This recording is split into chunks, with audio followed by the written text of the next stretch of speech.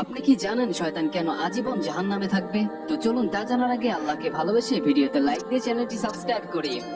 তো যখন কিয়ামতের পর আল্লাহ সুবহানাহু ওয়া তাআলা নেক ব্যক্তিদের জান্নাত এবং গুনাহগারদেরকে জাহান্নামে পাঠিয়ে দিবেন, তখন শয়তানকেও জাহান্নামে পাঠিয়ে দেওয়া হবে।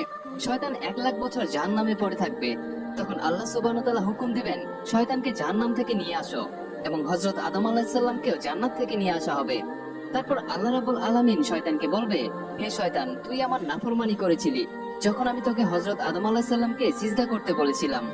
আজ হযরত আদম আলাইহিস সালাম তোর সামনে দাঁড়ানো, আজ যদি তুই তাকে সিজদা করিস তাহলে আমি তোকে ক্ষমা করে দিব। তখন শয়তান বলবে, হে আল্লাহ, যখন আপনি আদম আলাইহিস সালামকে সৃষ্টি করেছিলেন তখন আমি তাকে সিজদা করতে অস্বীকার করেছিলাম, আর যখন সে কবরে ছিল তখন আমি সিজদা করতে অস্বীকার করেছিলাম, আর আজও আমি তাকে সিজদা করব না। এরপর আল্লাহ সুবহানাহু ওয়া তাআলা দ্বিতীয়বারের মতো শয়তানকে জাহান্নামে নিক্ষেপ করবেন, এবং শয়তান সব সময়ের জন্য জাহান্নামী হয়ে থাকবে।